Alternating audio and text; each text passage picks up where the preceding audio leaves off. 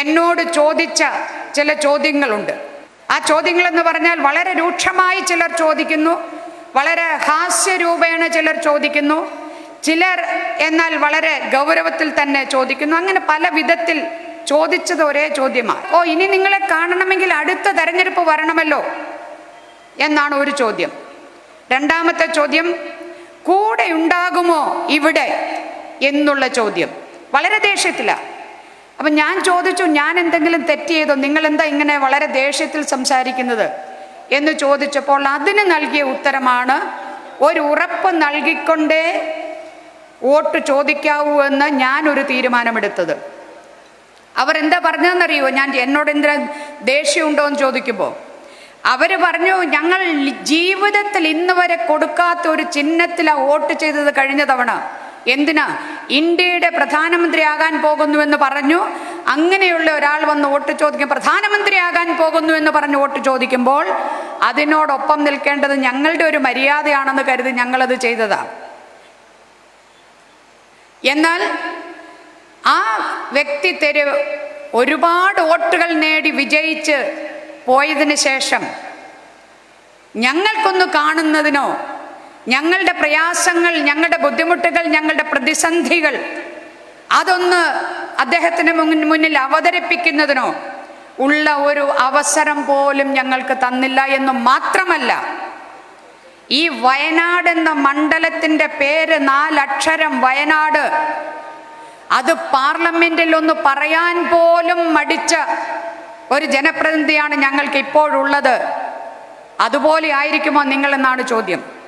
അതുകൊണ്ട് പ്രിയപ്പെട്ട എൻ്റെ ഇടതുപക്ഷ ജനാധിപത്യ മുന്നണിയുടെ പ്രിയപ്പെട്ട എൻ്റെ സഖാക്കളെ, സഹപ്രവർത്തകരെ, ഇതിൻ്റെ സഹയാത്രികരെ, നിങ്ങളോടെല്ലാവരോടും എനിക്കുള്ള ഒരൊറ്റ ഞാൻ നൽകാൻ ആഗ്രഹിക്കുന്ന, നിങ്ങളിലൂടെ ഈ മണ്ഡലത്തിലെ ജനങ്ങൾക്ക് നൽകാൻ ആഗ്രഹിക്കുന്ന ഉറപ്പെന്ന് പറഞ്ഞാൽ, ഈ മണ്ഡലത്തിലെ ജനങ്ങൾ ഇടതുപക്ഷ ജനാധിപത്യ മുന്നണിക്ക് അനുകൂലമായി ചിന്തിച്ചുകൊണ്ട് ആ മുന്നണിയുടെ സ്ഥാനാർത്ഥിയായി മത്സരിക്കുന്ന എനിക്ക് അരിവാൾ നെൽക്കതിർ അടയാളത്തിൽ വോട്ട് രേഖപ്പെടുത്തി വിജയിപ്പിച്ചാൽ ഈ മണ്ഡലത്തിലെ ജനങ്ങളോടൊപ്പം ഞാൻ ഇവിടെ തന്നെ ഉണ്ടാകും, ഏത് പ്രതിസന്ധിയിലും എന്ന ഉറപ്പ് നൽകിക്കൊണ്ട് നിങ്ങൾക്ക് അവരോട് ഈ ചിഹ്നത്തിൽ വോട്ട് ചെയ്ത് ഇടതുപക്ഷ ജനാധിപത്യ മുന്നണിയുടെ പോരാട്ടങ്ങളെ ശക്തിപ്പെടുത്തണമെന്ന് നിങ്ങൾക്ക് ഉറപ്പിച്ച് തറപ്പിച്ച് നാട്ടുകാരോട്, വോട്ടർമാരോട് അത് പറയാൻ സാധിക്കും എന്നുള്ള കാര്യം ഞാൻ ആദ്യം തന്നെ സൂചിപ്പിക്കുക.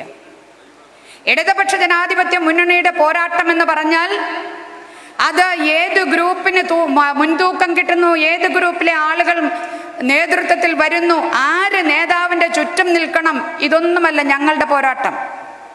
ഞങ്ങളുടെ പോരാട്ടം എന്ന് പറഞ്ഞാൽ നേരത്തെ സൂചിപ്പിച്ച ഈ തെരഞ്ഞെടുപ്പ് അങ്ങേയറ്റം നിർണായകമായ ഒരു തെരഞ്ഞെടുപ്പാണ് എന്ന് പറയുന്നതിൻ്റെ ഏറ്റവും പ്രധാന കാരണം ഈ രാജ്യത്തിൻ്റെ ഭരണഘടനയും ഡോക്ടർ അംബേദ്കർ നൽകിയ ഭരണഘടന, ആ ഭരണഘടനയിൽ പറഞ്ഞിട്ടുള്ളതിൻ്റെ കോർ വാല്യൂസ്, ആ മതേതരത്വവും ജനാധിപത്യവും സംരക്ഷിക്കുന്നതിനുള്ള പോരാട്ടം നടത്തിക്കൊണ്ടിരിക്കുന്ന ഇടതുപക്ഷ ജനാധിപത്യ മുന്നണിയാണ്.